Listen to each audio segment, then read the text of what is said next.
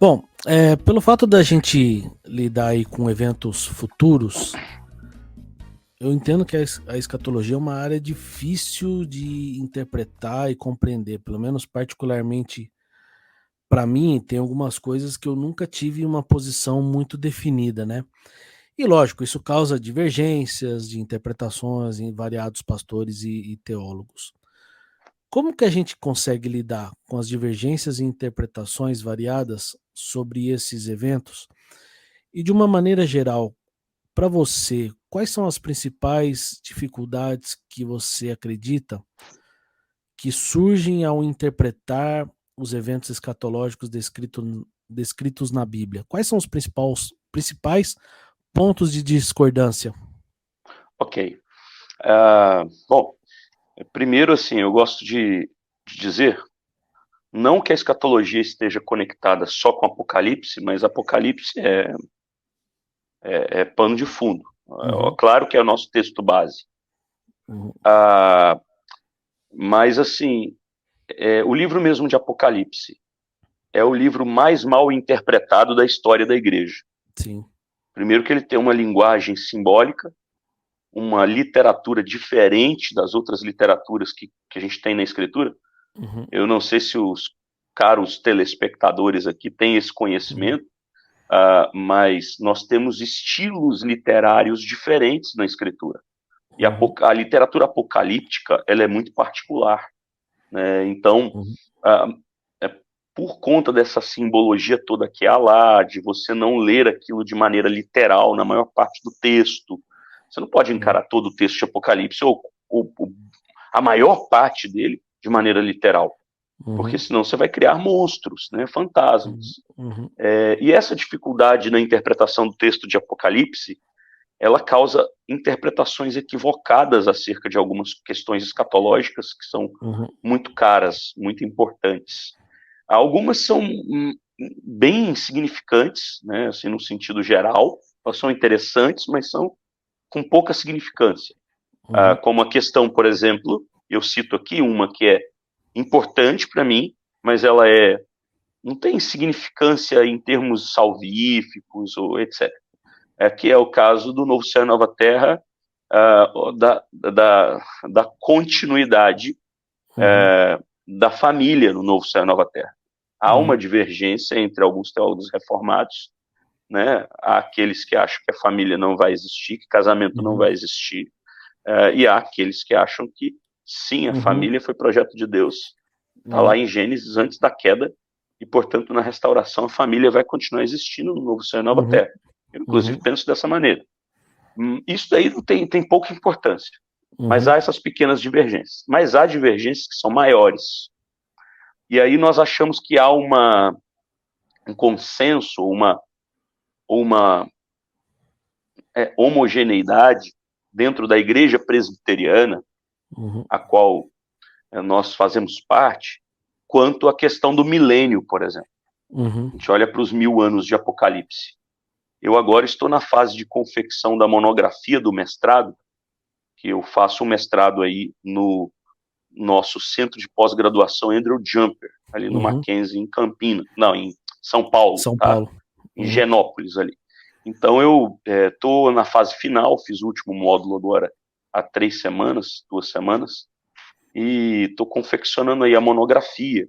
E a minha monografia é sobre o milênio, né? uhum, O meu orientador, Dr. Heber Campos, ele até me orientou assim, falou assim, olha, Amado, escreve sobre um assunto específico dentro do milênio, né? Então, vou escrever sobre o pré-milenismo dispensacionalista, uhum, que é a doutrina assim base a respeito da volta de Cristo, da maneira como Jesus vai voltar, que uhum, os pentecostais, de maneira geral, acreditam.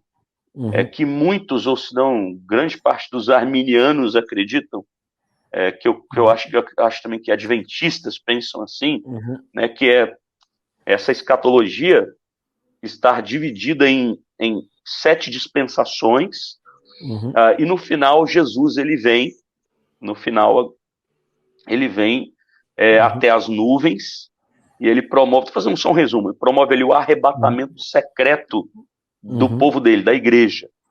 Né? E tá lá Uhum. o camarada voando num avião, ele, pum, some, fica só a roupa dele, né? Aham.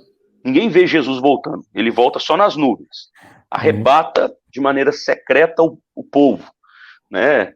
E para aqueles que ficaram, né, que são os deixados para trás, haverá uma Uhum. segunda chance para eles poderem crer em Jesus. Depois de 7 anos, Jesus volta para o resto. Né? E aí esse Uhum. período aí de 7 anos, e depois a grande tribulação e tal, a igreja não passa pela grande tribulação. Então Uhum. essa doutrina, a gente chama de dispensacionalismo, Uhum. ela, a gente acha que não está presente dentro da igreja presbiteriana. A gente olha e fala assim, Há não. muito. A gente olha e fala assim, não, os presbiterianos são amilenistas, que é uma Uhum. outra doutrina, ou no máximo pré-milenistas históricos. Mas, rapaz, Tem muito irmãozinho da presbiteriano que crê não. nisso daí. Eu chuto aqui por baixo uns 30 a 40% dos irmãos das nossas É, igrejas acreditam no dispensacionalismo. E aí é. você olha e fala assim, não tem como. Aí aquele filme, né, Deixados para Trás, né, daquela Uhum. série do Tim LaHaye, né, de livros. É, Uhum. ou então teve um filme antigo aí também, Socorro, o Piloto Sumiu, alguma coisa assim, Aham. né? Aham. É, aí o pessoal fica vidrado nisso. É. E aí a gente... essas questões, elas são mais importantes.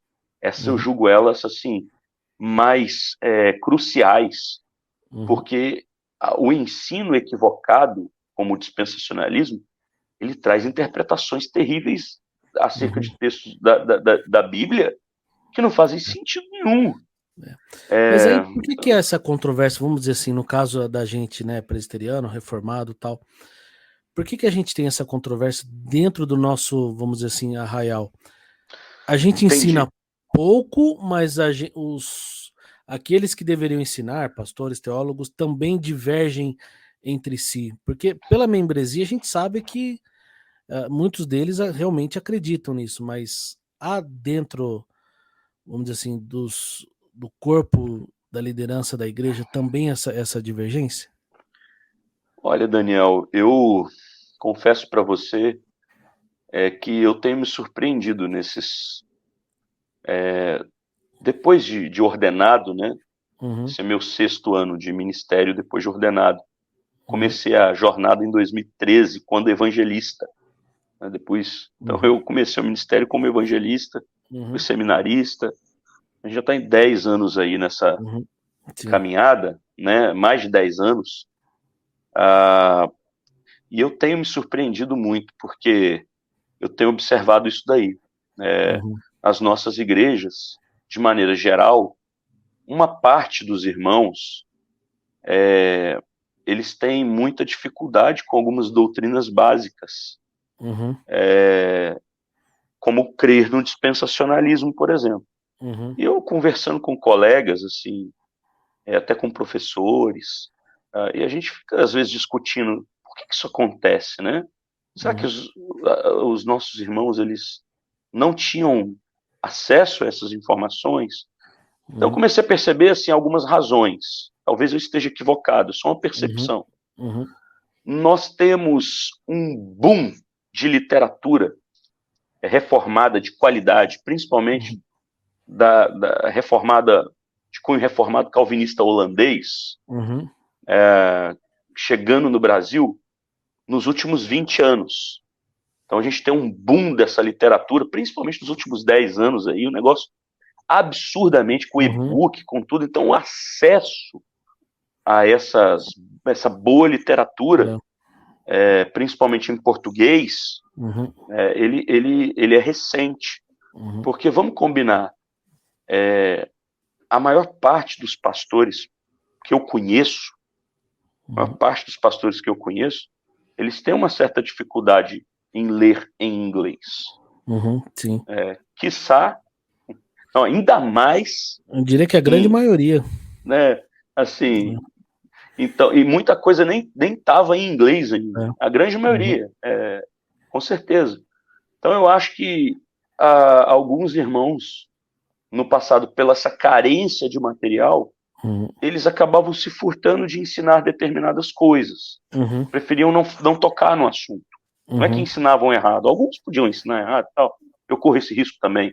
Mas assim, mas se furtavam. Não, eu não vou tocar nesse assunto, né? Porque não é um assunto que eu tenho clareza para caminhar nele. E aí a teologia do evangelicalismo chegava extraoficialmente dentro da igreja, por irmãos convivendo com irmãos pentecostais e ouvindo coisas, ouvindo outros pregadores. E aí a coisa vai espalhando, né? Vai espalhando, vai sendo ensinado de pai para filho. Sim. Então eu penso que tem muito a ver com isso. Tá? Esse talvez seja a principal razão de nós termos tanta falta de conhecimento acerca desse assunto da escatologia dentro das nossas igrejas, de maneira geral. Tá?